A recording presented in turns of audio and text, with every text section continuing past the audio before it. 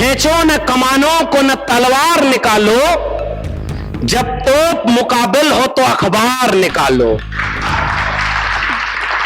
हमारे घर में एक निर्गुण कबीर पंथी, निर्गुण पंथी एक गुरु जी थे।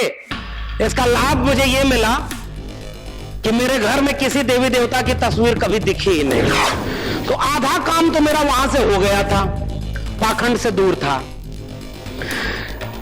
पिताजी मेरे घोर कम्युनिस्ट थे, क्रांतिकारी समाजवादी और मार्क्सवादी विचारक थे। अपने कमरे में भगत सिंह और कार्ल मार्क्स की तस्वीर रखते थे। डॉक्टर लोहिया पर पहली किताब पढ़ने के लिए देते थे। मैं इन दो वैचारिक छोर में बना था, फिर भी मुझे नहीं पता था उम्र के 30 साल तक कि रामस्वरूप वर्मा कौन थे, अर्जक संघ कौन था। लेकिन जब मैंने पढ़ना शुरू किया तो मुझे यह महसूस हुआ कि इस देश के हर नागरिक को उसके प्राथमिक शिक्षा, माध्यमिक शिक्षा में अर्जक संघ, रामस्वरूप वर्मा, महाराज सिंह भारती, जगदेव प्रसाद, तमाम ऐसे लोगों को सिलेबस में होना चाहिए था, तब यह भारत बदलता। मैंने आपकी आंखों में ईमानदारी देखी है। आप जीते हैं रामस्वरूप वर्मा को, आपसे हिम्मत लेके जा रहा हूं, लेकिन कहीं आपके बाद की पीढ़ी को वो ये ईमानदारी और मेहनत नहीं गई तो क्या होगा इस देश का। आज सत्ता आपके हाथ में नहीं है, मान लिया। आपके पास पैसा नहीं है, मान लिया। आपके पास ताकत जनता के बीच जाने की तो है। हम अगर जानबूझ के उनसे उनका ईश्वर छीन लेंगे तो जो छीनेगा उसे ही हो सकता है वो अपना ईश्वर बना ले। जबरदस्ती कोई बदलाव नहीं आता। नई पीढ़ी के नौजवान जो इस देश के हैं ना, बड़े आसानी से उनको कांवड़ ढोने के लिए आप कन्विंस कर सकते हैं, क्योंकि उसमें ऊर्जा नहीं लगती। तार्किक वैज्ञानिक बनाने के लिए बड़ी मेहनत करनी पड़ती है साहब, और हम मेहनत नहीं कर रहे हैं। ये माला पर भी पैसा मत खर्च करिए, मेरा निवेदन। किताब बांटिए, अखबार बांटिए, पतली पतली वो किताब बांटिए जो रामस्वरूप वर्मा ने लिखी थी। इससे क्रांति दिवस मनाया जाएगा, और यही क्रांति दिवस की शर्त होनी चाहिए। मैं तो भगत सिंह वाले समाजवाद को याद करता हूं, मैं लोहिया के समाजवाद को याद करता हूं। मैं लोहिया के समाजवाद में जो रामस्वरूप वर्मा जी, जगदेव बाबू, इनका साथ मिलकर के एक ऐसा राष्ट्र बनाना था जिसमें डॉक्टर लोहिया कहते थे सबसे ताकतवर और सबसे कमजोर के बीच 1 और 10 से ज्यादा का अनुपात नहीं होना चाहिए। उस समाजवाद की बात कर रहा हूं जिसमें समता, न्याय, बंधुता, सह-अस्तित्व था, संपन्नता थी। ओबीसी में कौन लोग आते हैं? एक पर्चा मुझे मिला है, बड़ा अच्छा पर्चा है, पिछड़ा समाज महासभा। इसके पीछे ओबीसी में आने वाली जातियों के नाम लिखे हैं। मैं आश्चर्यचकित था कि इसमें से बहुत सारी जातियों के नाम मैंने नहीं सुने थे, और तब भी हम नारा लगाते हैं 85% लोग एक हो। ये जो सबसे कमजोर जिसकी संख्या है वो कहां गया साहब? ये भी तो ओबीसी है। आदिवासियों ने मुझे समझाया कि जाके हिंदूवादियों को कह दो हम हिंदू नहीं हैं, हम आदिवासी हैं। यानी ये सारे लोग शूद्र नहीं थे, एक तो वर्ण व्यवस्था में थे ही नहीं।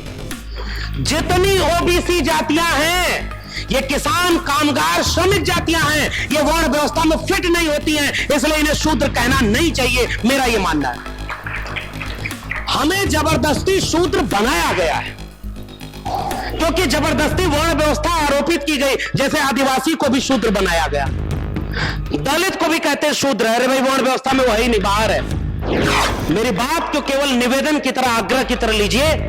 वक्त बहुत नाजुक है साहब, और महामना और रामस्वरूप वर्मा, जगदेव बाबू, डॉक्टर लोहिया, मंडल कमीशन, इन सब का नारा था कि 100 में 90 शोषित है, 90 भाग हमारा है, 10 का शासन 90 पर नहीं चलेगा, नहीं चलेगा। और उस नारे को जब आगे बढ़ाया क्रांतिकारी आंदोलनों ने, तो कहा कि शिक्षा पर जो खर्चा हो बजट का 10वां हिस्सा हो। जो राष्ट्रपति हो या भंगी की संतान, सबको शिक्षा एक समान, सबको शिक्षा सबको काम, वरना होगी नींद हराम। और सबको शिक्षा दे न सके जो, वो सरकार निकम्मी है, और जो सरकार निकम्मी है वो सरकार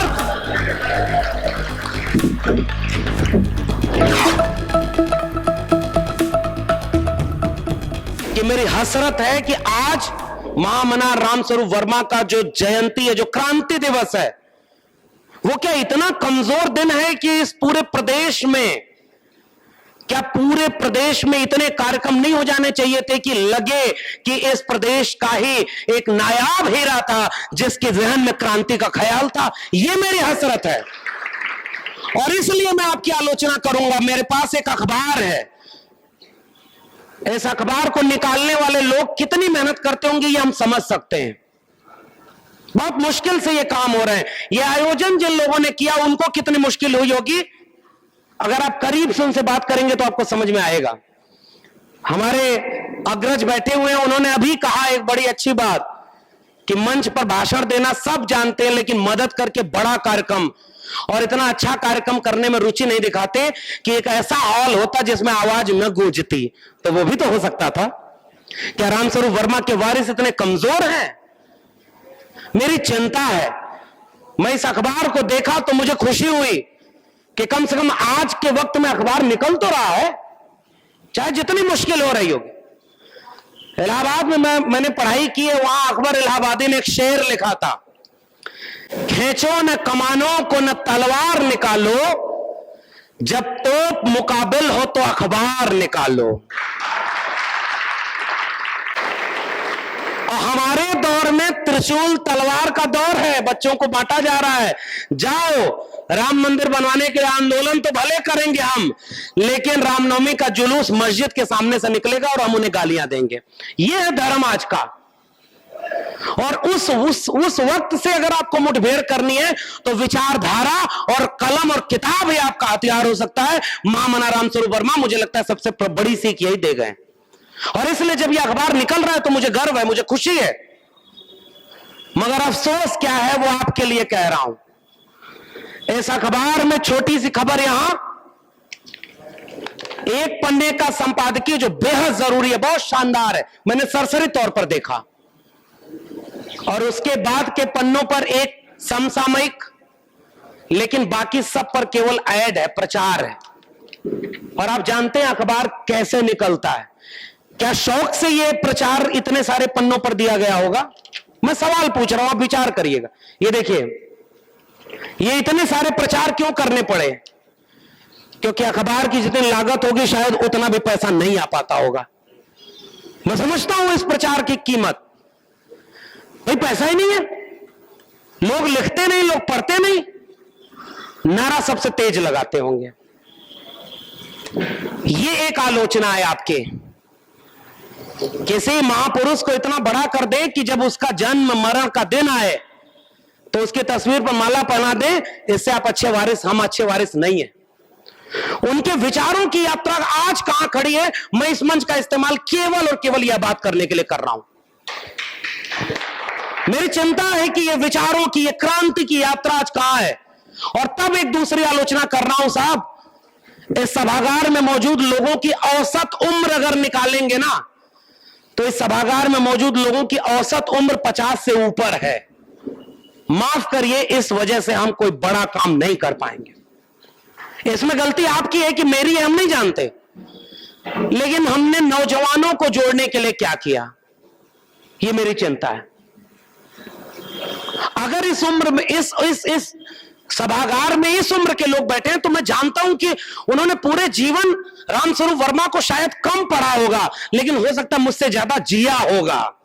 इसलिए वो एक अपना रिश्ता महसूस करते हैं, इसलिए वो दूर दूर से प्रदेश से आए हुए हैं। लेकिन सोचना तो होगा हमारे आगे ये कारवां कहां जाएगा, और वो भी उस महामना का मैं जीवनी, अब क्या ही आपके सामने बोलूं। हो सकता है मुझसे ज्यादा जानने वाले लोग, उनके साथ काम करने वाले लोग बैठे हैं, मंच पर बैठे हैं, लेकिन माफ करिए, आज आपके सामने सबसे बड़ा खतरा कोई नेता, कोई राजनीतिक पार्टी नहीं है। हमारे और आपके सामने सबसे बड़ा खतरा 1925 में बना एक सांस्कृतिक संगठन है, जो 2025 में अपने 100 साल पूरे होगा। न उसका कोई टुकड़ा हुआ, न उसमें कोई झगड़ा हुआ भी होगा तो अंदर, न उसने अपने को बांटा, न उसने अपने को तोड़ा, न उसने अपने के टुकड़े किए, और आज 2025 में वो अंदर अंदर तैयारी कर रहा है कि कैसे इस भारत को हिंदू राष्ट्र बना दें। और हम कहां खड़े हैं साहब? ये मेरी चिंता है, और इसलिए मेरी चिंता पर आप केवल गौर करिए। अगर आप पलट के मुझसे पूछेंगे कि भाई तुम सवाल पूछ रहे हो, निदान क्या है तुम्हारे पास, हो सकता है मैं माफी भी मांग रहा हूं कि हो सकता है मेरे पास कोई रास्ता ना हो, लेकिन सवाल तो खड़ा करूं। हो सकता है सवाल के भीतर से कोई जवाब पैदा हो। इस अखबार की चिंता मुझे, कल्पना करिए रामस्वरूप वर्मा को अपना नायक मानने वाला समाज क्या इतने पैसे देकर के एक अखबार नहीं निकलवा पाता कि आज के दिन इसके हर पन्ने पर रामस्वरूप वर्मा की लिखी हुई किताब का कोटेशन होता? मैं नहीं जानता था साहब। हम तो पीएचडी कर लिए और हमें तो अंबेडकर कौन है यही नहीं पता था। रामस्वरूप वर्मा को कहां से जानते? क्योंकि रामस्वरूप वर्मा सिलेबस में तो है नहीं साहब। रामस्वरूप वर्मा तो पाठ्यक्रम में पढ़ाए नहीं जाते। रामस्वरूप वर्मा कोई भारत के निर्माता थोड़े ही थे। रामस्वरूप वर्मा की जाति खोज करके कुछ लोग कहेंगे कुर्मी थे, मेरी जात के थे, लाओ पढ़ लूं। वही तो जानेंगे रामस्वरूप वर्मा को, या वो जानेंगे जिन्होंने उन्हें करीब से देखा और समझा होगा। लेकिन जो नहीं जानता, मैं ये सोचता हूं खड़ा होकर के उम्र के 30वें पड़ाव तक मुझे नहीं पता था रामस्वरूप वर्मा और अर्जक संघ कौन है, क्या है, ये किसका फेल्योर है, ये विफलता किसकी है? क्या रामस्वरूप वर्मा की विफलता है ये? नहीं साहब, हमारी बतौर समाज, बतौर अकादमिक संस्थान, हम अपने नागरिकों को उन लोगों के बारे में जानने ही नहीं दिए जिनकी वजह से हम आज यहां खड़े हैं। और जब मैं सामाजिक न्याय के विचार को जाना, पहले तो हमारे घर में एक निर्गुण कबीर पंथी, निर्गुण पंथी एक गुरु जी थे। इसका लाभ मुझे यह मिला कि मेरे घर में किसी देवी देवता की तस्वीर कभी दिखी ही नहीं, कभी नहीं थी। और निर्गुण पंथी कबीर साहब की परंपरा के गुरु थे, उनको मानने वाले मेरे परिवार के लोग। कोई तीज त्योहार का व्रत नहीं, मेरी मां ने कभी जूत पुत्रिका व्रत, करवा चौथ ये सब मनाया ही नहीं। लेकिन ये मानते थे कि कोई एक निर्गुण ताकत है जो इस दुनिया को चला रही है। तो आधा काम तो मेरा वहां से हो गया था, पाखंड से दूर था। पिताजी मेरे घोर कम्युनिस्ट थे, क्रांतिकारी समाजवादी और मार्क्सवादी विचारक थे। अपने कमरे में भगत सिंह और कार्ल मार्क्स की तस्वीर रखते थे। डॉक्टर लोहिया पर पहली किताब पढ़ने के लिए देते थे। मैं इन दो वैचारिक छोर में बना था, फिर भी मुझे नहीं पता था उम्र के 30 साल तक कि रामस्वरूप वर्मा कौन थे, अर्जक संघ कौन था। लेकिन जब मैंने पढ़ना शुरू किया तो मुझे यह महसूस हुआ कि इस देश के हर नागरिक को उसके प्राथमिक शिक्षा, माध्यमिक शिक्षा में अर्जक संघ, रामस्वरूप वर्मा, महाराज सिंह भारती, जगदेव प्रसाद, तमाम ऐसे लोगों को सिलेबस में होना चाहिए था, तब यह भारत बदलता। मैं 12 साल से दिल्ली विश्वविद्यालय में पढ़ा रहा हूं और मैं जानता हूं कि सिलेबस में रामस्वरूप वर्मा क्यों नहीं है, क्योंकि उन्हें डर है पुनर्जन्म और भाग्यवाद। इनसे निकला ब्राह्मणवाद। पुराने लोग ही हैं साहब। मैंने बड़े बड़े मंचों पर जब पहली बार ये कोटेशन पढ़ा ना, मुझे नहीं पता कि क्या बाकी लोगों पर हुआ, मुझे ऐसा लगा कि मेरे अंदर हिम्मत और ताकत रामस्वरूप वर्मा, महाराज सिंह भारती, जगदेव बाबू की आई। और तब मैंने ये कोटेशन पढ़ा और देखा कि इसमें कितनी ताकत है, विचार है,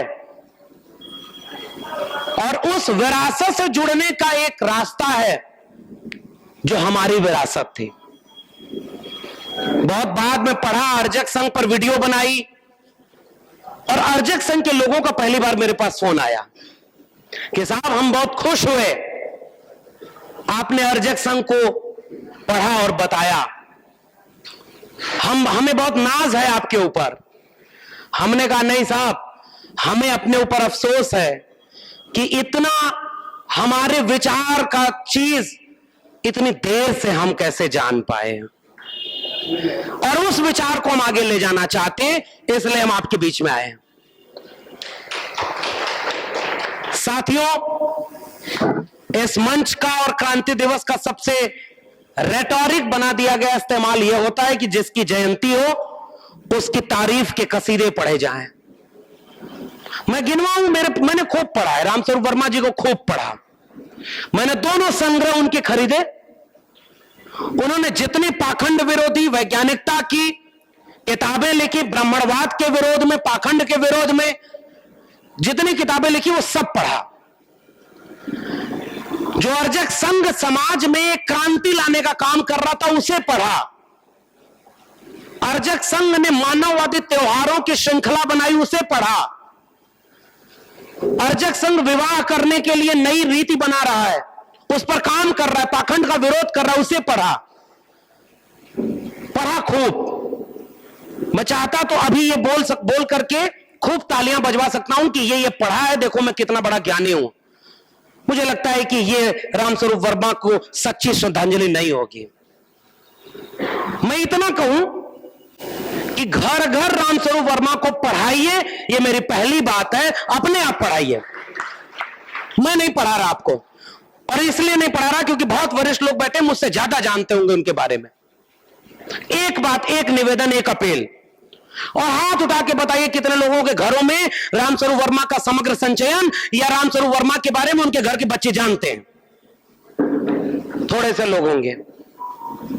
हम क्रांति करेंगे महामना के सपनों का भारत बनाने के लिए, और बेटे को अंग्रेजी मीडियम स्कूल में पढ़ाएंगे कि बेटा करियर पर फोकस करो, तुम्हें वहां पहुंचना है, मैं जा रहा हूं क्रांति करने। माफ कीजिए, हम कोई क्रांति नहीं कर रहे, हम केवल बहुत ईमानदारी से बेईमानी कर रहे हैं। ये मेरी चिंता है, क्योंकि मेरे भी घर में वो तालीम नहीं मिली। वरना रामस्वरूप वर्मा एक विचार का नाम है, मेरे लिए व्यक्ति का नाम नहीं है।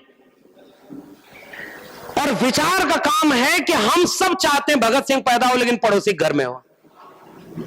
ईमानदार लोग थोड़े से, और जब मैं आपसे मिल रहा हूं तो माफ कीजिए, मैं कह रहा हूं, मैंने आपकी आंखों में ईमानदारी देखी है। आप जीते हैं रामस्वरूप वर्मा को, आपसे हिम्मत लेके जा रहा हूं, लेकिन कहीं आपके बाद की पीढ़ी को वो ये ईमानदारी और मेहनत नहीं गई तो क्या होगा इस देश का? आज सत्ता आपके हाथ में नहीं है, मान लिया। आपके पास पैसा नहीं है, मान लिया। आपके पास ताकत जनता के बीच जाने की तो है। हम, अच्छा, एक मेरी चिंता है, नौजवानों को हम क्यों नहीं जोड़ पाते? क्योंकि हम रेटोरिक होते हैं। अभी अध्यक्ष जी ने हमारे एक वक्ता को ये टिप्पणी की कि बुद्ध ने ईश्वर का विरोध किया और बुद्ध को ही ईश्वर बना दिया गया। कल्पना करिए देश कैसा है। हम अगर जानबूझ के उनसे उनका ईश्वर छीन लेंगे तो जो छीनेगा उसे ही हो सकता है वो अपना ईश्वर बना ले। जबरदस्ती कोई बदलाव नहीं आता। और ओबीसी समाज के लोग, ओबीसी समाज के लोग, आप है भगवान स्वरूप कटियार जी, इन्होंने आज जन संदेश टाइम में रामस्वरूप वर्मा जी के आर्थिक चिंतन पर एक लेख लिखा है। बधाई आपको सर, बहुत अच्छा। मेरा निवेदन यह है कि एक और चिंता, बड़ा गंभीर मंच है। मैं इस मंच को किसी पॉलिटिकल भाषण की तरह किसी नेता के खिलाफ इस्तेमाल करके इसकी गरिमा को हल्का नहीं करूंगा। मैं कुछ गंभीर सवाल कर रहा हूं। अगर बुद्ध के वारिसों ने बुद्ध के साथ सबसे ज्यादा अन्याय किया तो अंबेडकर, फूले, पेरियार से लेकर जगदेव बाबू और रामस्वरूप वर्मा के वारिसों ने क्या उनके साथ न्याय किया? मैं नहीं जानता न्याय किया कि नहीं, मैं तो सवाल पूछ रहा हूं। क्या अर्जक संघ बेहद अच्छे ढंग से चल रहा है? वो आप जानते होंगे मुझसे बेहतर। थोड़ा बहुत पता तो मुझे भी है, लेकिन बोलूंगा नहीं, इसके गरिमा है। आप विचार कीजिएगा। और इसलिए मैं केवल, मेरी चिंता इसलिए ये है ना, बताऊं मैं आपको, नई पीढ़ी के नौजवान जो इस देश के हैं ना, बड़े आसानी से उनको कांवड़ ढोने के लिए आप कन्विंस कर सकते हैं, क्योंकि उसमें ऊर्जा नहीं लगती। तार्किक वैज्ञानिक बनाने के लिए बड़ी मेहनत करनी पड़ती है साहब, और हम मेहनत नहीं कर रहे, हम मेहनत नहीं कर रहे। और आप सोचते हैं कि इस नेता को हरा देंगे। ईवीएम अभी हमें कोई मिला, कहा कि ईवीएम हटवा दीजिए वरना देश नहीं बचेगा। ठीक बात है साहब, हम भी ईवीएम के विरोधी हैं। ईवीएम नहीं थी तो क्या देश बच गया था? क्या स्वर्ण युग था 2014 के पहले? नहीं था। अब एक फैक्ट बस बताऊंगा, इसे लखनऊ में हूं मैं, ताकत लेने के लिए रामस्वरूप वर्मा को याद कर रहा हूं। तुलसी जयंती का पर्व मनाया जाना था, वरिष्ठ लोग जानते होंगे। राष्ट्रपति, प्रधानमंत्री, सब लोग ये अपील किए कि तुलसी जयंती मनाई जाएगी। आप सब जानते होंगे। महामना ने पत्र लिखा राष्ट्रपति को, प्रधानमंत्री को, सांसदों को, नेताओं को, और पत्र में क्या लिखा पता है? आप उस व्यक्ति की जयंती मनाना सरकारी काम कर रहे हैं जिसने इस देश में जातिवाद को बढ़ाने, कर्मकांड को बढ़ाने और पाखंड को बढ़ाने का काम किया। उस तुलसी की जयंती मनाने का काम कर रहे हैं। यह हिम्मत थी रामस्वरूप वर्मा की। आज उनके वारिस क्या हिम्मत निभा पाएंगे? मैं केवल आपकी बात नहीं कर रहा हूं, बहुत लोग बाहर भी आज के दिन एक ट्वीट तो जरूर करेंगे ना, महामना रामस्वरूप वर्मा को उनकी जयंती पर सादर नमन। क्या हमारी वो हिम्मत है हम में? पाखंड और कर्मकांड का विरोध करने की हिम्मत है? नहीं बची। अच्छा, अब मेरे सामने एक और रामस्वरूप वर्मा नजर आ रहे हैं। वो रामस्वरूप वर्मा जो केवल भाषण नहीं देते थे, लिखते थे। उन्होंने जो किताबें लिखी है ना साहब, बड़ा अच्छा लगा कि आपने एक समतावादी मंच बनाया है, हम सब बराबर। मुझे नहीं पता कि पैसा नहीं था इसलिए बनाया है या जानबूझकर, अच्छा बनाया है। ये माला पर भी पैसा मत खर्च करिए, मेरा निवेदन। किताब बांटिए, अखबार बांटिए, पतली पतली वो किताब बांटिए जो रामस्वरूप वर्मा ने लिखी थी। इससे क्रांति दिवस मनाया जाएगा, और यही क्रांति दिवस की शर्त होनी चाहिए। रामस्वरूप वर्मा ने इतनी किताबें लिखी, इतना लेख लिखा, और पता है महामना किससे ऊर्जा लेते थे? वो तो समाजवादी नेता थे, मानववादी थे। समाजवाद का मतलब, किसी पॉलिटिकल पार्टी की तरफ नहीं जाऊंगा, आजकल बड़ा मतभेद हो गया है। मैं तो भगत सिंह वाले समाजवाद को याद करता हूं, मैं लोहिया के समाजवाद को याद करता हूं। मैं लोहिया के समाजवाद में जो रामस्वरूप वर्मा जी, जगदेव बाबू, इनका साथ मिलकर के एक ऐसा राष्ट्र बनाना था जिसमें डॉक्टर लोहिया कहते थे सबसे ताकतवर और सबसे कमजोर के बीच 1 और 10 से ज्यादा का अनुपात नहीं होना चाहिए। उस समाजवाद की बात कर रहा हूं जिसमें समता, न्याय, बंधुता, सह अस्तित्व था, संपन्नता थी। और वो अपने गुरु रामस्वरूप वर्मा ने, जगदेव प्रसाद ने अपने गुरु से मतभेद किया, डॉक्टर राम मनोहर लोहिया की आलोचना की। संसोपा ने बांधी गांठ, पिछड़ा पावे 100 में 60 का नारा देने वाले राम मनोहर लोहिया से इन नेताओं ने सवाल किया कि नारे में पिछड़ा 100 में 60 है, आपने जिसको टिकट दिया है उसमें 100 में 60 कहां है, इसलिए हम आपका विरोध करते हैं। उनका नाम है रामस्वरूप वर्मा। ईमानदारी का नाम है रामस्वरूप वर्मा। इसलिए मैंने कहा रामस्वरूप वर्मा और लोहिया मेरे लिए विचार का नाम है, व्यक्ति का नाम नहीं है। और अलग हुए उनसे जगदेव बाबू।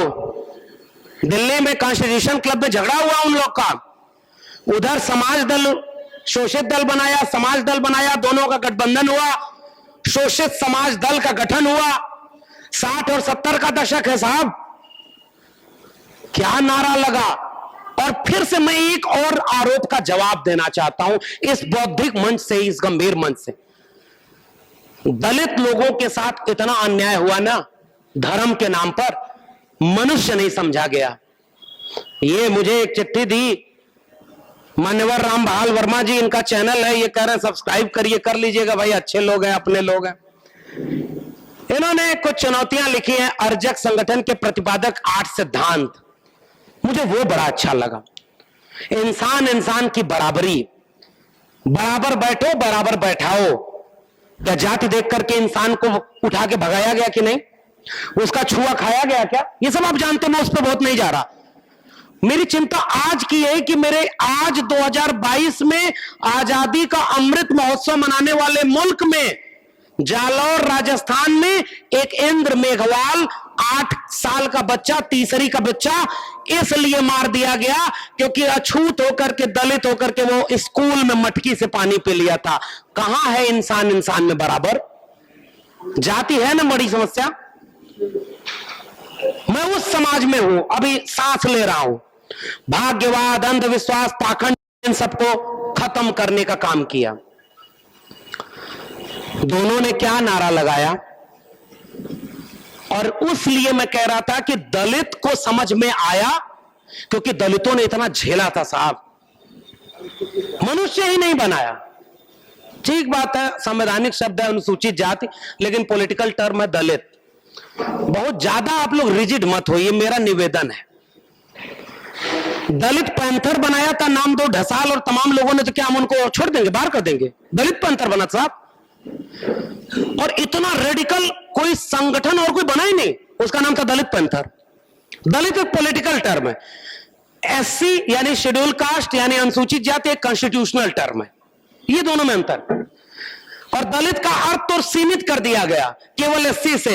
मेरी परिभाषा में दलित का अर्थ हर वह शख्स है जिसका दमन हुआ है, जिसका शोषण हुआ है, जो दलित है, दलित है।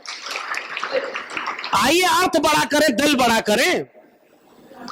हिंदी में पढ़ाया जाता है दलित सहायता, लेकिन हमारे देश में अंबेडकर जब दलितों के नेता हो सकते हैं, जबकि अंबेडकर तो मनुष्य के नेता थे ना। रामस्वरूप वर्मा कल को हो सकता है कुर्मियों के नेता बना दिया जाए, सजग रहिएगा। जातिवाद बहुत खराब चीज है। जब बुद्ध को भगवान बना सकती है तो थोड़ा आगे बढ़ाकर उनको विष्णु का अवतार भी बना देगी। नहीं। अब मेरा एक सवाल है, दलित या शेड्यूल कास्ट लोग, शेड्यूल ट्राइब लोग, अब जैसे इन्होंने कहा ना कि दलित नहीं, आदिवासियों का एक बड़ा नेता जयपाल सिंह मुंडा, शायद आप लोग जानते होंगे। जयपाल सिंह मुंडा ने संविधान सभा की बहस में डॉक्टर अंबेडकर के सामने प्रस्ताव रखा था कि हमें शेड्यूल ट्राइब मत कहिएगा, हमारी पहचान आदिवासी होने से है। नहीं हुआ, वो नहीं हुआ, बड़े पीछे नहीं दिखा दे रहा, इसलिए शब्दों में नहीं जाना है। अब मैं एक चिंता जाहिर कर रहा हूं, 2-4 मिनट और लूंगा बस। जानते हैं चिंता क्या है? शेड्यूल कास्ट लोग इतना ज्यादा उनका शोषण और अन्याय हुआ था धर्म के नाम पर ना, उनको अपना दुश्मन पहचान में आ गया था। इसलिए डॉक्टर अंबेडकर धर्म के नाम पर कंफ्यूज नहीं है। शुरुआत में डॉक्टर अंबेडकर ने मंदिर प्रवेश आंदोलन किया, बाद में मंदिर छोड़ दिया, और डॉक्टर अंबेडकर ने कहा कि मैं ये सोचता था कि हिंदू धर्म में सुधार होगा, इस धर्म में कोई सुधार होने वाला नहीं, क्योंकि असल में धर्म है ही नहीं, ये तो नियमों का, पाखंडों का पुलिंदा है। इसलिए मैं पैदा भर इस धर्म में हुआ था, इस धर्म में मरूंगा नहीं। वो बहुत बड़ी क्रांति का दिन था जब डॉक्टर अंबेडकर ने हिंदू धर्म छोड़ा था। गांधी से मतभेद था। आज के दौर में कहा जाता है कि तुम गांधी के साथ हो कि गोडसे के साथ हो। हम तो मानवतावादी विचार को मानने वाले लोग हैं साहब, हिंसा के साथ तो कभी हो ही नहीं सकते। इसलिए गोडसे कभी भी मानववादी लोगों का नायक गोडसे नहीं हो सकता। ये संघी लोग नहीं हो सकते जो इंसान को इंसान से लड़ाते हो। लेकिन गांधी के हम मानने वाले नहीं हो सकते, लेकिन गांधी के हत्यारों के साथ तो नहीं हो सकते। लेकिन गांधी और अंबेडकर में डिबेट जब हुई तो अंबेडकर ने यही सवाल किया था, साहब आप अंग्रेजों से आजादी की बात कर रहे हैं, हम तो हजार साल से आपके व्यवस्था के शिकार हैं, इससे आजादी कब मिलेगी और कैसे मिलेगी? भगत सिंह और गांधी में भी मतभेद था ना। मैं भगत सिंह के साथ खड़ा होता हूं। पेरियार और गांधी में भी मतभेद था, मैं पेरियार के साथ खड़ा होता हूं। इसका अर्थ कतई नहीं कि मैं गांधी के साथ नहीं हूं। मैं जानता हूं कि जितना गांधी ने किया अच्छा किया, जो अच्छा नहीं किया उसकी आलोचना करता हूं। यह आलोचना का हुनर सिखाया है रामस्वरूप वर्मा ने। इसलिए मेरे लिए उस क्रांति का नाम है, क्रांति दिवस का नाम है ईमानदारी। तो शेड्यूल कास्ट, शेड्यूल ट्राइब के बीच तो इतनी चेतना फैल गई कि उन्होंने ये समझ लिया कि हिंदू धर्म ने हमें मनुष्य नहीं समझा भाई, इसलिए हमारा ये धर्म नहीं मंदिर में घुसने नहीं दिया। ओबीसी समाज के साथ विडंबना क्या हुई? ओबीसी अछूत नहीं हुआ। पता है क्यों? मेरी समझदारी है। ओबीसी में कौन लोग आते हैं? एक पर्चा मुझे मिला है, बड़ा अच्छा पर्चा है, पिछड़ा समाज महासभा। इसके पीछे ओबीसी में आने वाली जातियों के नाम लिखे हैं। मैं आश्चर्यचकित था कि इसमें से बहुत सारी जातियों के नाम मैंने नहीं सुने थे, और तब भी हम नारा लगाते हैं 85% लोग एक हो। ये जो सबसे कमजोर जिसकी संख्या है वो कहां गया साहब? ये भी तो ओबीसी है। अब मेरे सवाल का जवाब, और मैं एक बात कर रहा हूं, इस देश में बड़े बड़े मंचों पर यह शिकायत की जाती है, ओबीसी जिस दिन जाग जाए देश बदल जाएगा, ओबीसी जिस दिन हिंदुत्व से निकल जाए देश बदल जाएगा, ओबीसी नहीं समझ रहा। मैं सोचता हूं कि अगर ओबीसी जिसकी आबादी 50% से ज्यादा है, अगर वो सारे कम्युनल हो जाते तो इस देश में कोई बच पाता क्या?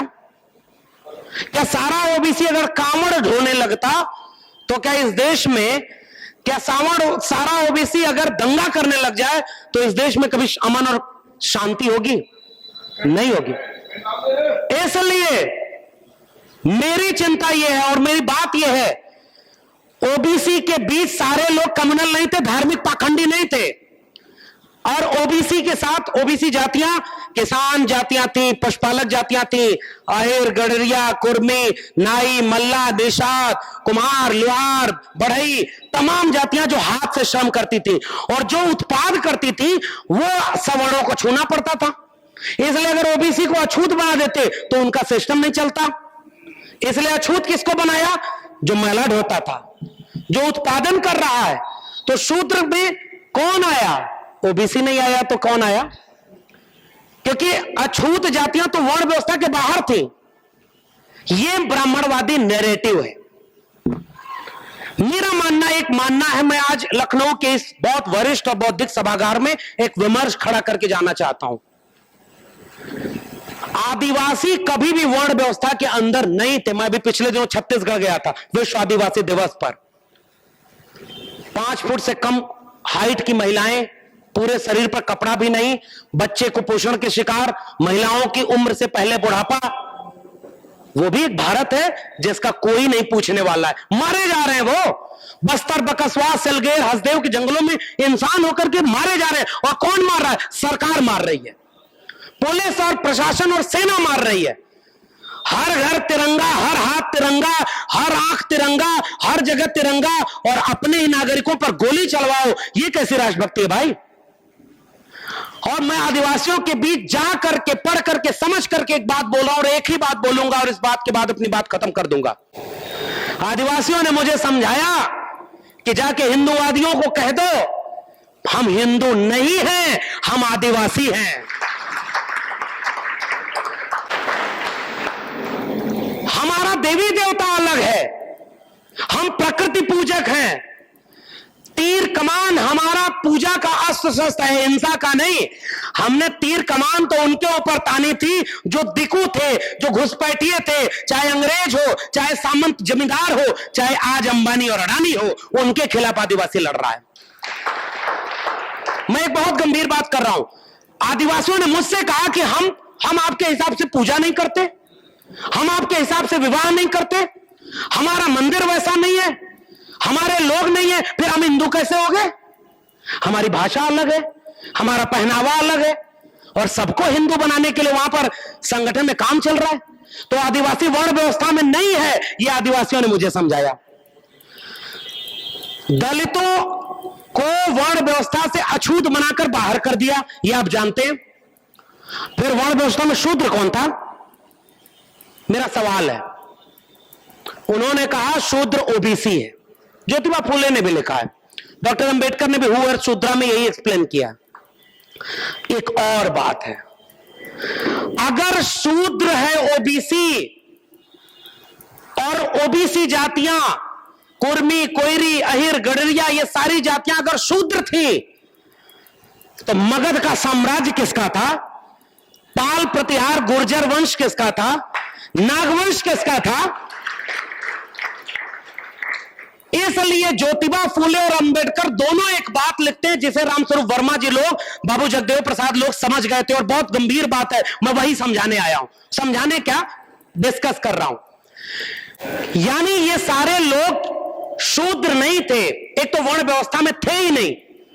जितनी ओबीसी जातियां हैं, ये किसान, कामगार, श्रमिक जातियां हैं, ये वर्ण व्यवस्था में फिट नहीं होती हैं, इसलिए इन्हें शूद्र कहना नहीं चाहिए, मेरा ये मानना है।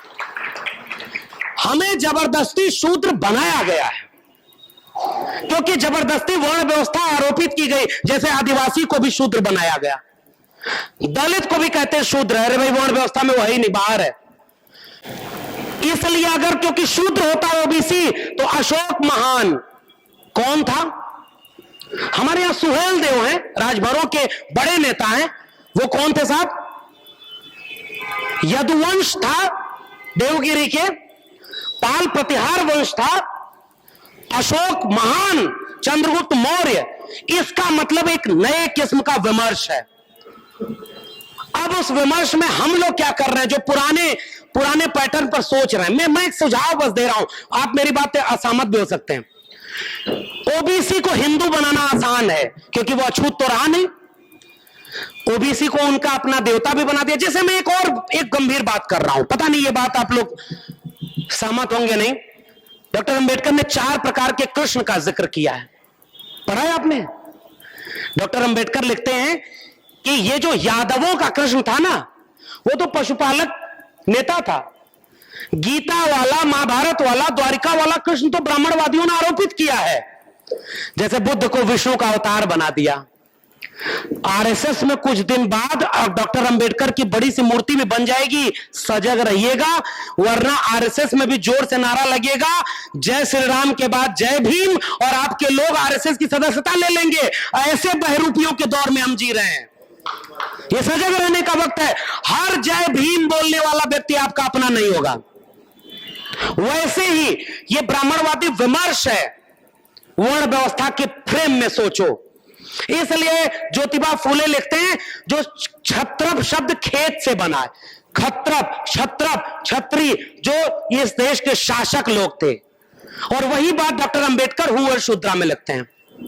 और इसलिए ये बात लिखते हैं ताकि ये जो जिनको शूद्र, छूत, अछूत, एससी, एसटी, ओबीसी लोग हैं, जिनको कहा जाता है कि तुम तो मनुष्य ही नहीं हो, उनके अंदर फिर से आत्मविश्वास भरा जाए कि अशोक तुम्हारे, चंद्रगुप्त मौर्य तुम्हारे, है प्रतिहार कुल वंश तुम्हारा, नागवंश तुम्हारा, तुम इस देश के शासक हो। जाओ अपने घर की दीवारों पर लिख दो, और तुम शोषक नहीं, शोषित नहीं, शोषकों के खिलाफ तुम जंग लड़ो और तुम इस देश के हुक्मरान बनो। यह काम किया था डॉक्टर अंबेडकर ने।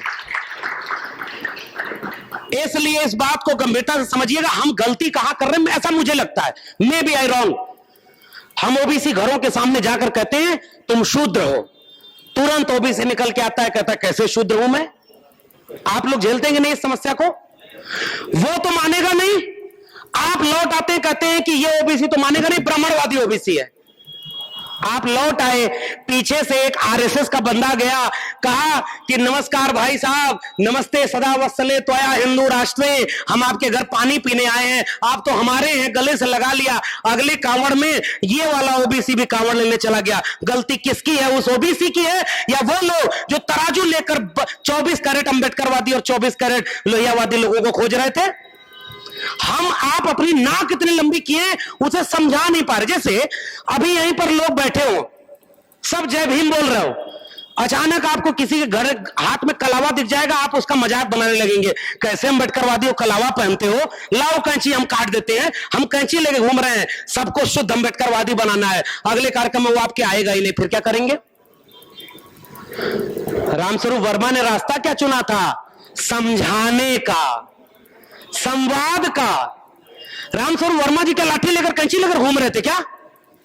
उन्होंने एक विचार दिया और उस विचार में कहा कि ओबीसी लोगों को आप जबरदस्ती, और सामाजिक व्यवस्था में होता ही है, यादव जी लोगों के किस्सा सुनाओ। अपनी जाति पर बोलूंगा तो खतरा कम होगा, बाकी जातियों पर नहीं बोलूंगा। यादवों में ग्वाल और ढंढोर किसने बनाया? शादी होती है क्या? अरे थोड़ा प्रगतिशील लोग होंगे तो वो कर रहे होंगे, अमूमन शादी नहीं होती, आप भी जानते हैं। ग्वाल, ढंढोर, कृष्णौट, मजनौट, पूर्वी पश्चिमी यूपी का अरे आपके एक बिरादरी में इतना विभाजन है, आप एक बिरादरी वाले एक तो हुए नहीं और आए हैं 52% ओबीसी एक हो जाओ, 90% लोगों एक हो जाओ। कैसे एक होगा रे भाई? यादव जी लोगों को लगता है कुर्मी कोयरी से ऊपर है, कुर्मी कोयरी को लगता है निषाद से ऊपर है, निषाद को लगता है राजभर से ऊपर है, राजभर को लगता है नुनिया से ऊपर है, और इन सब को लगता है दलित से ऊपर है। ये कौन सा एकता है भाई? ये एक सामाजिक चुनौती है साथियों।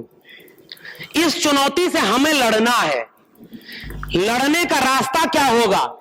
अपमानित करना, तिरस्कृत करना रास्ता नहीं हो सकता, मजाक बनाना रास्ता नहीं हो सकता।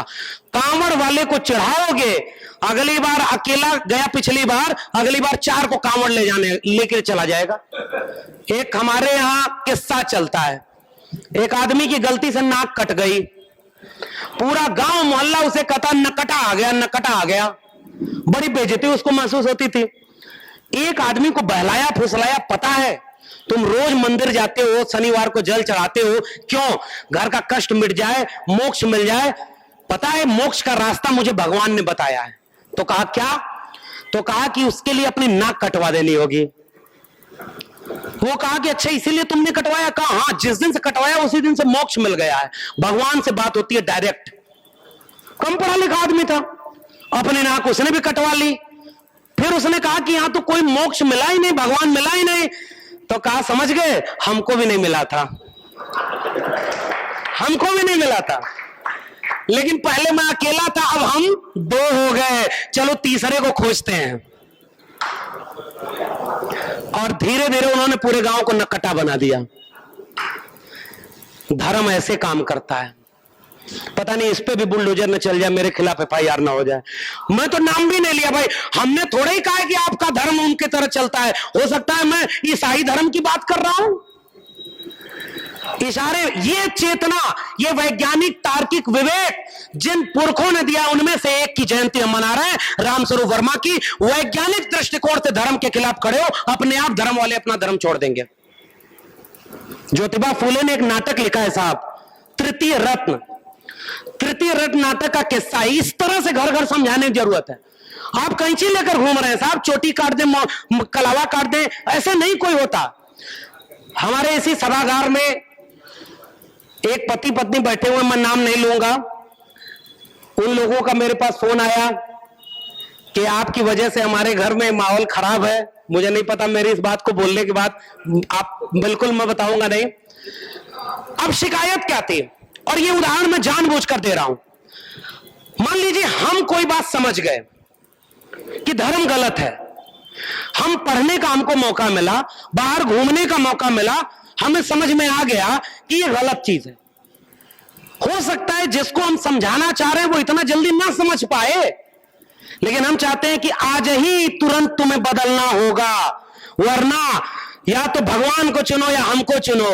साहब इतना जल्दी मत करिए, बहुत दिन तक आप भी भगवान को चुने थे। उदाहरण मैं क्यों दे रहा हूं उन लोगों का पता है?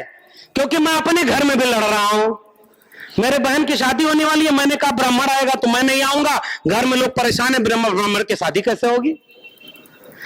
हमने अपने घर में लड़ाइयां नहीं लड़ी और पूरे समाज को क्रांतिकारी बनाने चले थे, इसलिए वो क्रांति नहीं हुई जिसका रामस्वरूप वर्मा ने ख्वाब देखा था। हम अपने घर में नहीं लड़ते क्योंकि वहां तो हमारी चलती नहीं। मेरा सुझाव आप सबको यह है, और सबको समय दीजिए, हड़बड़ी मत करिए। पीढ़ी दर पीढ़ी जो धर्म और पाखंड भरा गया है, बटन दबाते ही खत्म नहीं हो जाएगा। दलितों का, आदिवासियों का इसलिए खत्म हुआ क्योंकि उसी धर्म ने उनका इतना अपमान किया था ना, उन्हें समझ में आ गया कि मेरा धर्म तो है ही नहीं। ओबीसी को अपमान नहीं झेलना पड़ा था, इसलिए ओबीसी को थोड़ा समय दीजिए। और समय देने के वक्त करना क्या है? वो वैज्ञानिक चेतना और अपना इतिहास, 2 चीज बताना। ये मेरी आखिरी बात है आज के संबोधन की। करत करत अभ्यास ते जड़मति होत सुजान, रसरी आवत जात ते सिल पर परत निशान। ये हम लोगों ने सुना पढ़ा था। और हमारे यहां अब 2 तरह से लोगों को समझाना होगा। पहला, अपना इतिहास बताइए, और इतिहास गलत मत बताइएगा। इतिहास बताइए कि आप इस मुल्क के बनाने वाले लोग हैं, किसान कामगार जातियां हैं। आपका धर्म हिंदू धर्म नहीं है। आप प्रकृति पूजक थे, खेती किसानी के समय गीत गाया जाता था कि नहीं? फसल की पूजा होती थी कि नहीं? आप बताइए। आप सबके लोक देवता कुल देवता होते थे कि नहीं? वो लोक धर्म था, वो ब्राह्मणवादी धर्म नहीं था। जबरदस्ती ब्राह्मणवादी धर्म आया। और वो धर्म कैसे आया? दो चुटकुला ज्योतिबा फूले के रेफरेंस से बोल रहा हूं, नहीं तो पता चले FIR हो जाए, NS लग जाए। आजकल तो ऐसे ऐसे मठाधीशों का शासन है, खुद FIR करते हैं, मुकदमा उनके ऊपर 22-24 होता है, मुख्यमंत्री बन के मुकदमा वापस ले लो। ये सब भी इस रेस में हो रहा है। ज्योतिबा फूले ने तृतीय रत्न में लिखा, एक बड़ा गरीब कमजोर OBC समाज का व्यक्ति गया एक पंडित जी के पास और कहा पत्नी समेत कि मेरे घर में बड़ा कष्ट है साहब। तो पंडित ने कहा कि मैं तुम्हारा पतरा देख रहा हूं कि शनि तुम्हारा ठीक जगह पे नहीं है। तो कहा कि शनि ठीक जगह पे कैसे आएगा? तो पंडित ने कहा कि हवन कराना होगा, मैं मंत्र पढ़ूंगा, शनि सही जगह पे आ जाएगा। आदमी बोला कि कितना पैसा खर्च होगा? उस जमाने के हिसाब से उन्होंने कहा मान लो 10,000 रुपया खर्च होगा। आदमी खड़ा हुआ, कहा कि 10,000 रुपया तो नहीं है साहब। पंडित बोला अच्छा चलो तुम्हारे लिए 50% छूट सेल लगा दी है, 5,000 में करवा देंगे। आदमी बोला 5,000 रुपया भी नहीं है।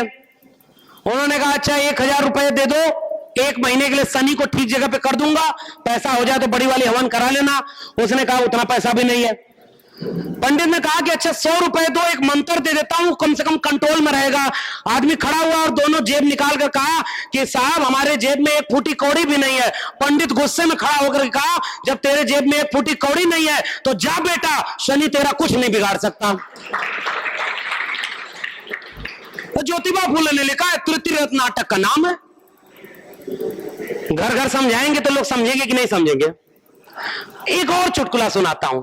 मैं इसलिए सुना रहा हूं कि समझाने की भाषा वह नहीं होनी चाहिए जिससे कोई समझे ही ना। लोगों को उनके बीच से किस्सा निकालिए साहब।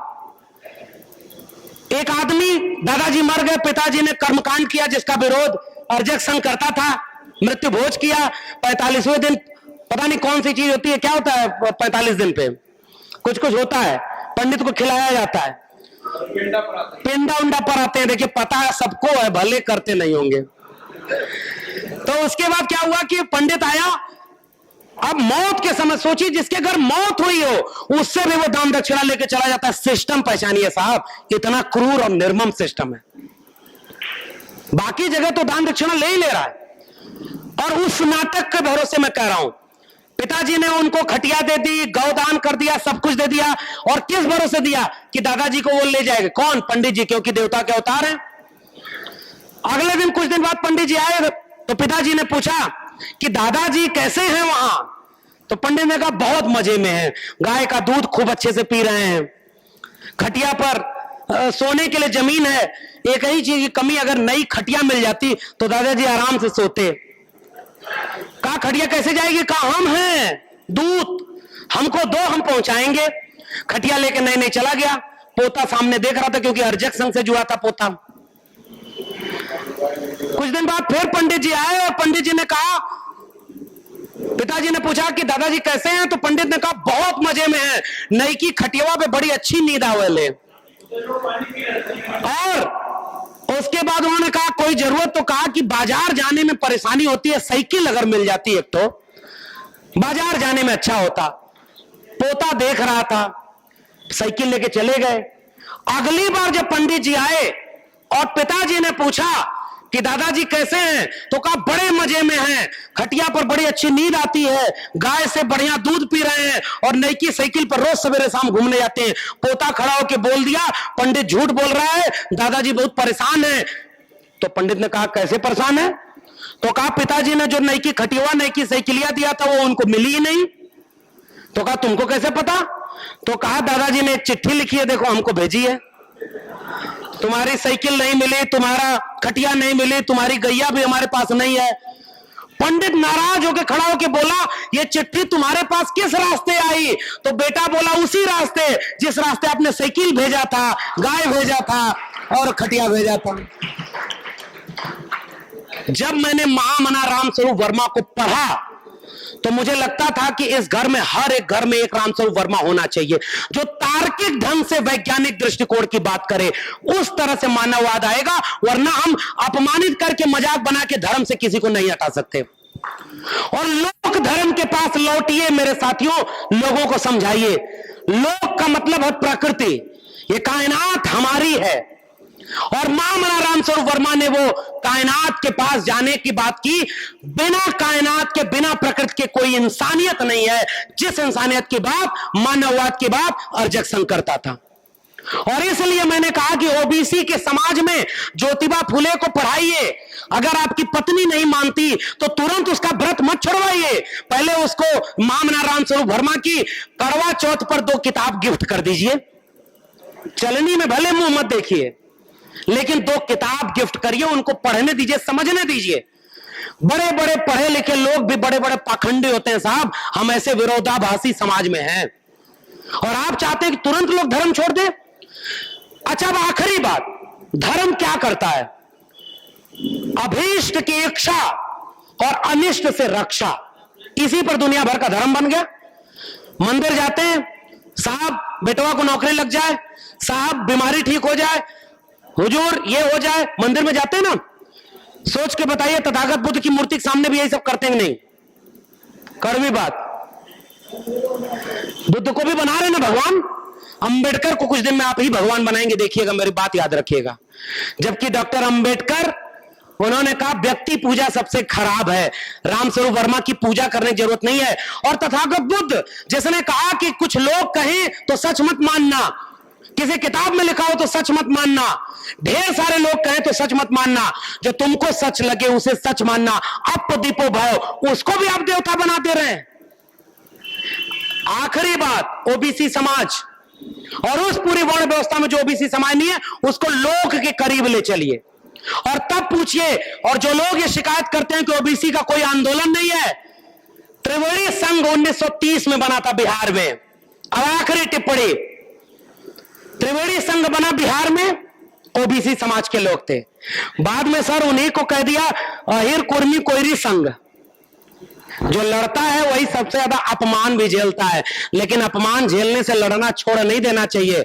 मैं भी इन 3 जातियों को कहता हूं, अहिर कुर्मी कोयरी, सबसे ज्यादा संख्या आपके पास है, सबसे ज्यादा नौकरी में आप हैं, सबसे ज्यादा जमीन आपके पास है, सबसे ज्यादा मौका आपको मिला, सबसे ज्यादा लाभ आपने लिया, तो सबसे ज्यादा जिम्मेदारी आपकी है। 4 कदम पीछे आओ और अति पिछड़े लोगों को आगे करो, तब जाकर के एकता बनेगी। सारी मलाई खाएंगे और जिम्मेदारी नहीं निभाएंगे और बाहर से कहेंगे ओबीसी एकता नहीं है, कैसे होगी साहब? जिसकी संख्या कम, अरे भाई अहिर महासभा बनी है कि नहीं, कुर्मी महासभा बनी है कि नहीं? निषाद लोग कमजोर हैं तो थोड़े से मजबूत हुए। जो इसमें जाति है, मैं आपको नाम पढ़ के सुना रहा हूं। हलवाई की कोई महासभा देखी आपने? कटुआ, धाकड़, पटवा, मोची, कोष्ठा, मीरशके, मारझा, बिरासी, नक्काल, झांका, कुजड़ा और उसके बाद दांगी, ततवा, मेवाती, ये सारे जो लोग हैं, इनकी कोई महासभा देखी है? अरे इनकी संख्या कम है, आपकी संख्या ज्यादा थी तो आपको लगता है ओबीसी आप हैं, आपने कमजोर को पहचाना नहीं। न्याय और समता हमारे अंदर भी नहीं है और हम आरएसएस से लड़ने जा रहे हैं। यह आखिरी टिप्पणी मेरी है और इसलिए मैं निवेदन करके जा रहा हूं, गुजारिश करके जा रहा हूं। पहले शुरुआत में भी बोला था, मुझसे बहुत उम्र में वरिष्ठ लोग सामने बैठे हैं। मेरी बात को केवल निवेदन की तरह, आग्रह की तरह लीजिए। वक्त बहुत नाजुक है साहब, सब कुछ तबाह कर दिया गया है, कुछ बचा नहीं है। मैं जिस विश्वविद्यालय में पढ़ाता हूं ना, वहां अब कोई परमानेंट प्रोफेसर ही नहीं आएगा, क्योंकि 2019 तक वहां कोई ओबीसी प्रोफेसर ही नहीं था। जैसे मंडल लागू हुआ, ओबीसी लोग खड़े हुए, उन्होंने पूरे स्कूल, डिग्री कॉलेज सब बेच दिए। कालीचरण सिंह साहब बैठे हुए हैं यहां पर, सर आप सही समय पर रिटायर हो गए। हम लोग के यहाँ अग्निवीर आ गया है, वैसे ही अब शिक्षावीर आ गया है। कल के अखबार में है, बिना पीएचडी की डिग्री के प्रोफेसर बनो, जैसे बिना चाय बेचे भी इस देश का प्रधानमंत्री बनो। झूठ बोलो, झूठ बोल के उसे प्रधानमंत्री बन जा रहे हैं, मुख्यमंत्री बन जा रहे हैं, तो हम लोग क्या सच बोलो। अब इसलिए आखिरी अपील, ओबीसी लोगों को अगर जगाना है, अगर ओबीसी नहीं जगा तो इस देश में कोई क्रांति नहीं होगी, मुझे तो एकदम क्लियर है। ओबीसी नहीं जगा तो सब बारी बारी मारे जाएंगे। पहले मारा जा रहा मुसलमान, हम आप नहीं खड़े होते उनके साथ। दाढ़ी टोपी देख करके मुसलमान मारा जा रहा है और हम उसके साथ नहीं खड़े होते। हम किस बात के वंचित शोषित का बना रहे हैं? मुसलमान खड़ा है, दाढ़ी टोपी देखकर लिंच हो रहा है। इस देश के दलित, पिछड़े, आदिवासी अपने मुसलमान मोहल्ले रहने वाले के सामने अगर खड़े हो जाते, क्या मजाल कि इस देश में कोई दंगा करवा ले? आप मुसलमान के साथ नहीं खड़े हुए क्योंकि आपको लगता था कि आप हिंदू हैं। आप आदिवासी के साथ नहीं खड़े हो रहे क्योंकि आपको लगता है आप दलित पिछड़े हैं। आप दलित के साथ नहीं खड़े होते क्योंकि आपको लगता है कि आप ओबीसी हैं। आप कुर्मी, कोयरी, निषाद, मल्ला, राजभर, कुम्हार, लोहार के साथ नहीं खड़े होंगे क्योंकि आपको लगता है आप अहीर हैं। कल को आप मारे जाओगे, आपके साथ खड़े होने वाला कोई बचेगा ही नहीं। और मारे जा रहे हैं। थानों में जाकर देखिए, इसी राज्य में सरकार थी ना, कह दिया यादव की सरकार है, जवाब नहीं दे पाए पिछली सरकार के लोग। आज किसी में हिम्मत है कह दे ठाकुर की सरकार है। हर जिले में ठाकुर डीएम, ठाकुर एसपी, ठाकुर अधिकारी, और जेल में कौन है? SC ST OBC. बुलडोजर किसके घर पे चल रहा है? एससी एसटी ओबीसी के। इसलिए इसी राजभवन और इसी विधानसभा में बैठकर वित्त बजट बनाकर किसान मजदूरों की एकता की बात करने वाले नायक रामस्वरूप वर्मा अगर आज होते तो 3-4 लड़ाइयां एक साथ लड़ रहे होते। पूंजीवाद के खिलाफ लड़ाई, पूंजीवाद के खिलाफ लड़ाई लड़ रहे होते। ब्राह्मणवाद, उसके खिलाफ सामंतवाद, जातिवाद और पितृसत्ता, इन सब के साथ ये लड़ाई लड़ी जा रही होती। और इसलिए त्रिवेणी संघ, अर्जक संघ और वहां से लेकर के मंडल, नारा क्या लगा था? 2 बातें हैं मोटी मोटी, हमें चाहिए इज्जत रोटी। मिटे गरीबी और अमीरी, मिटे चाकरी और मजबूरी। वो नारे को जोड़िए साहब, और ओबीसी घरों में चलिए, समझाने चलते हैं।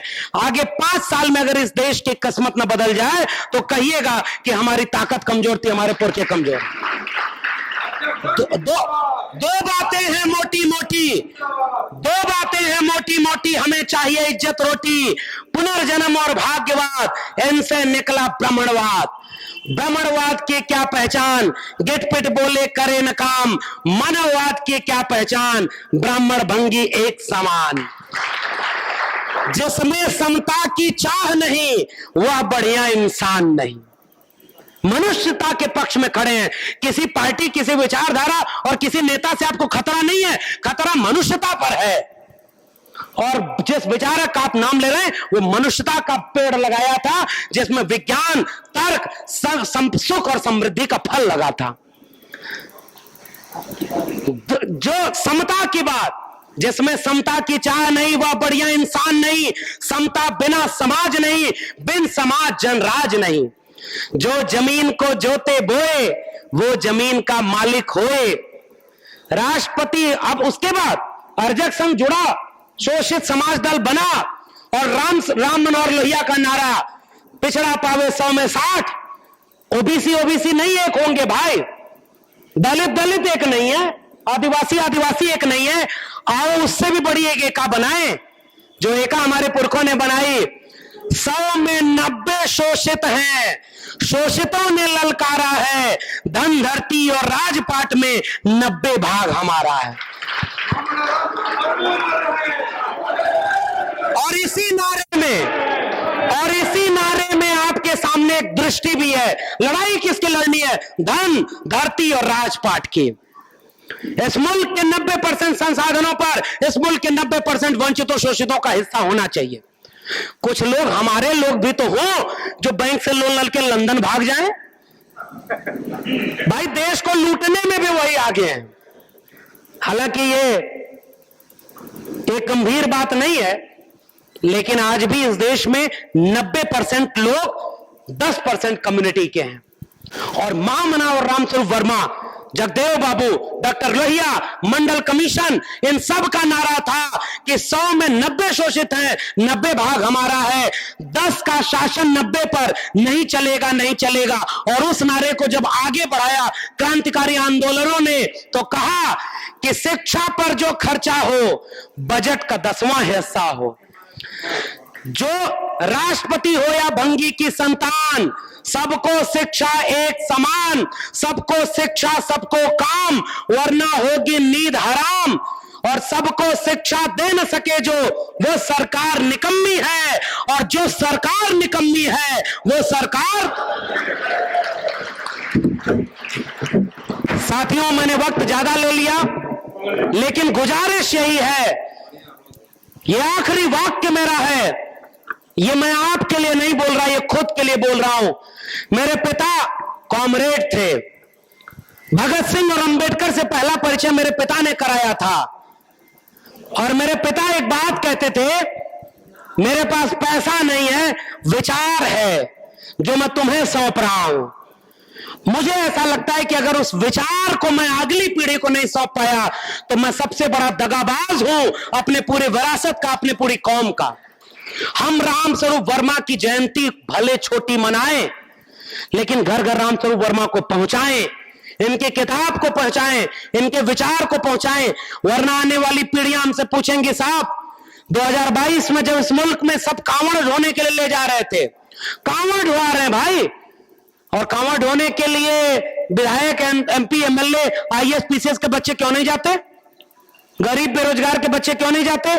इस मुल्क में 1999-98 में गणेश जी की मूर्ति दूध पी रही थी, आजकल क्यों नहीं पी रही? प्यास नहीं लगी क्या? पी रही थी कि नहीं मूर्ति? पुराने लोग जानते होंगे। जबकि टीवी कैमरा भी नहीं था, पूरा देश गणेश जी को मूर्ति पे पुलाने लगा। उसके बाद इस देश में जो एक प्रधानमंत्री है, उसने कोरोना में टेस्ट कर लिया है, थाली बजाओ कोरोना भाग जाएगा, ताली बजाओ कोरोना भाग जाएगा, दीपक जलाओ कोरोना भाग जाएगा। जब उसने देखा पूरा देश है ताली थाली बजा रहा है, तब उसको समझ में आ गया, कुपई में यहां भांग पड़ी है, इन मूर्खों पर तो हम 100 साल राज करेंगे।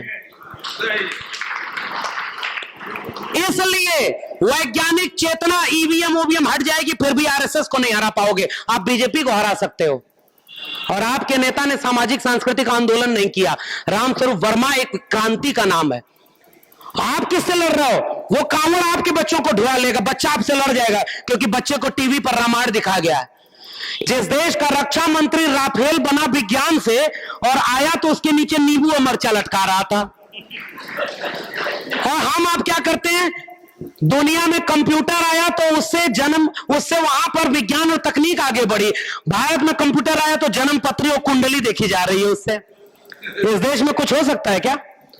इस देश में आज भी फैक्ट्री से विज्ञान और तकनीक की सहायता से बनी हुई वैज्ञानिक गाड़ी को खरीद करके इस देश के लोग लाते हैं और उसमें स्वास्तिक का चिन्ह बना के नारियल फोड़ते हैं। अरे मूर्खों, जो पंडित आकर के मंत्र पढ़ रहा है कि जाओ मंत्र पढ़ दिया, इस गाड़ी से एक्सीडेंट नहीं होगा, तो तुम उस गाड़ी पर इंश्योरेंस क्यों कराते हो? पंडित से कागज पर लिखवा लो, मैंने मंत्र पढ़ दिया, अगर एक्सीडेंट हो जाए तो उसका हर्जाना मैं भरूंगा। पंडित अगर लुंगी लेकर भाग न जाए तो कहना। हमारे गांव में तो कहावत है, एक पंडित जी थे, उनसे लोग जाके कहे कि पंडित जी, गांव के लोगों ने, बच्चों ने गधा मार दिया। पंडित जी नाराज हुए। पंडित ने कहा कि वेदों में लिखा है गधा मारना बहुत बड़ा पाप है, ये तो बड़ा नरक मिलेगा। 84 प्रकार की योनियां, 22 प्रकार के नरक, किसी में तला जाएगा, किसी में भुना जाएगा, काटा जाएगा। और इसको वो गांव वाले बोले मुक्ति कैसे होगी? कहा हवन कराओ, भंडारा कराओ, पंडितों को खिलाओ। कहा कितना खर्चा होगा? कहा लाख रुपया खर्चा होगा। एक आदमी कान में पंडित के बोला, पंडित जी, जो 4 लड़के गधा मारे उनमें एक आपका बेटा संतोष भी था। पंडित जी खड़ा होके बोले, 2-4 लइकन में एक संतोष, और गधा के मरले में कौनो न दोष। ये सारा पाखंड इसलिए है क्योंकि हम उसे जी रहे हैं। हड़बड़ी मत करिए, पीढ़ी दर पीढ़ी पाखंड आया, धीरे धीरे आगे निकलने दीजिए। अगर एक हाथ में उसके कांवड़ है, दूसरे हाथ में एनिलेशन ऑफ कास्ट, भारत का संविधान और मंडल कमीशन पकड़ा दीजिए। एक दिन ऐसा आएगा, कांवड़ फेंक करके वो भारत का संविधान और मंडल कमीशन पकड़ लेगा। यही आपकी क्रांति है। आप चढ़ाइए मत। मुझे लगता है कि मेरी श्रद्धांजलि, मैं आपके बीच में आया, ऊर्जा लेकर जा रहा हूं। मैं ताकत लेकर जा रहा हूं, क्योंकि आप तो एक मुख्यमंत्री को झेल रहे हैं उत्तर प्रदेश में, हमारे दिल्ली में तो इनका वो बैठा हुआ है। बड़ा खतरा है, नौकरी से निकाल देंगे, आपको कुछ भी मुकदमे में फंसा देंगे। मुझे लगता है ज्योतिबा फुले को मारने की कोशिश की, बुद्ध के पेड़ को काटा जिस पे ज्ञान प्राप्त हुआ था। बुद्ध क्या मर गए? अखबार किताबें लाइब्रेरी जला दी बुद्ध की, बुद्ध क्या मिट गए? कबीर को खत्म करने की कोशिश की, कबीर क्या दफन हो गए? ज्योतिबा फुले को मारने के लिए घुंडीबा को भेजा, ज्योतिबा फुले खत्म हो गए, घर से निकाल दिया था ब्राह्मणवादियों के कहने पर। गोविंदराव ने अपने बेटे और पतों को, मिट गए ज्योतिबा फुले क्या? डॉक्टर राम मनोहर लोहिया ढंग से चुनाव नहीं जीते, बढ़िया से बड़े नेता नहीं बने, डॉक्टर राम मनोहर लोहिया खत्म हो गए क्या? डॉक्टर अंबेडकर, भारत आजाद हुआ तो सिलेबस से हटा दिए गए कि इस मुल्क के लोग जान ना पाए कि डॉक्टर अंबेडकर ना होते तो भारत कैसा होता। डॉक्टर अंबेडकर खत्म हो गए क्या? रामस्वरूप वर्मा को सिलेबस से निकाल दोगे, रामस्वरूप वर्मा पर कार्यक्रम नहीं करने दोगे, लेकिन एक पीढ़ी आएगी जो अपने जहन में अर्जक संघ का विचार करके एक सवाल करेगी कि हम अर्जक हैं, हम अर्जित करके खाने वाले लोग हैं और तुम अनर्जक हो, जिसके लिए उन्होंने कहा शोषक हो, जिसके लिए उन्होंने कहा, चौधरी छोटू राम ने कहा, सोनेलाल पटेल ने कहा कि कमेरा हो और तुम लुटेरा हो। हम 90% कमेरा लोग 10% लुटेरों के खिलाफ खड़े होंगे, हमारी आवाज दबेगी नहीं। इस ब्राह्मणवाद से, इस ब्राह्मणवाद से, मनुवाद से, पितृसत्ता से, पूंजीवाद से एक साझा लड़ाई लड़नी होगी। उसके लिए दिल बड़ा करना होगा, नाक थोड़ी छोटी करनी होगी।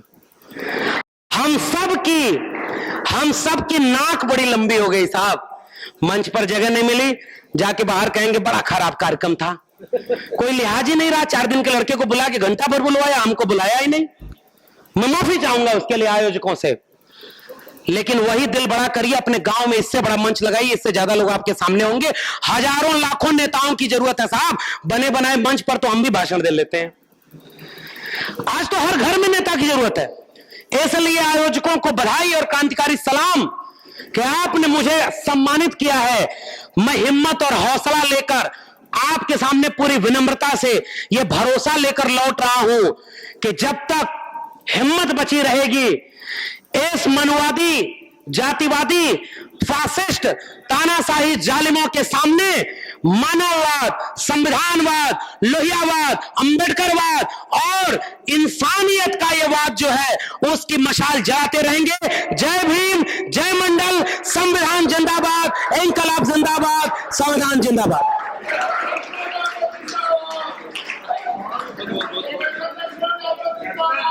लक्ष्मण यादव संघर्ष करो, अर्जक संघ जिंदाबाद, अर्जक संघ जिंदाबाद, क्रांति दिवस अमर रहे, मामला रामस्वरूप वर्मा अमर रहे, मामला रामस्वरूप वर्मा अमर रहे।